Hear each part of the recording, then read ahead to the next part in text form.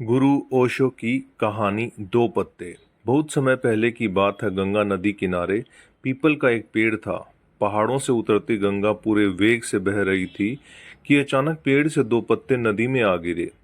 एक पत्ता आड़ा गिरा और एक पत्ता सीधा। जो आड़ा गिरा वह अड़ गया, कहने लगा, आज चाहे जो हो जाए मैं इस नदी को रोक कर ही रहूंगा, चाहे मेरी जान ही क्यों न चली जाए, मैं इसे आगे नहीं बढ़ने दूंगा। वह जोर जोर से चिल्लाने लगा, रुक जा गंगा, अब तू और आगे नहीं बढ़ सकती, मैं तुझे यहीं रोक दूंगा।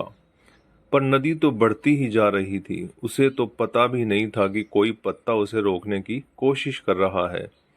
पर पत्ते की तो जान पर बनाई थी। वो लगातार संघर्ष कर रहा था।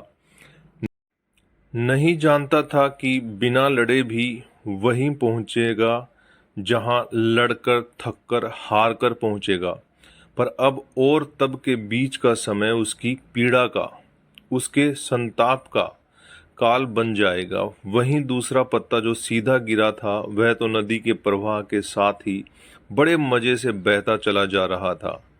चल गंगा, आज मैं तुझे तेरे गंतव्य तक पहुंचा के ही दम लूंगा, चाहे जो हो जाए मैं तेरे मार्ग में कोई अवरोध नहीं आने दूंगा, तुझे सागर तक पहुंचा ही दूंगा। नदी को इस पत्ते का भी कुछ पता नहीं, वह तो अपनी ही धुन में सागर की ओर बढ़ती जा रही है। पर पत्ता तो आनंदित है। वह तो यही समझ रहा है कि वही नदी को अपने साथ बहाए ले जा रहा है। आड़े पत्ते की तरह सीधा पत्ता भी नहीं जानता था कि चाहे वो नदी का साथ दे या नहीं दे, नदी तो वहीं पहुंचेगी जहां उसे पहुंचना है। पर अब और तब के बीच का समय उसके सुख का, उसके आनंद का काल बन जाएगा।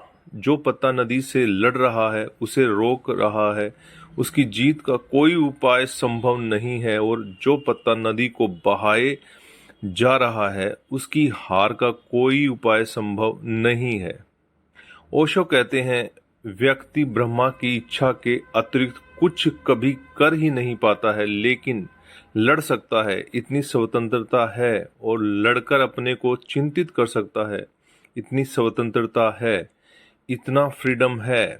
इस फ्रीडम का प्रयोग आप सर्वशक्तिमान की इच्छा से लड़ने में कर सकते हैं और तब जीवन उस आड़े पत्ते के जीवन की तरह दुख और संताप के अलावा और कुछ नहीं होगा। या फिर आप उस फ्रीडम को ईश्वर के प्रति समर्पण बना सकते हैं और सीधे पत्ते की तरह आनंद विभोर हो सकते हैं। तो दोस्तों, ये आपको कैसा लगा नीचे कमेंट करके बताइएगा। अगर नए हैं तो चैनल को सब्सक्राइब कीजिएगा, शेयर कीजिएगा। बहुत बहुत धन्यवाद।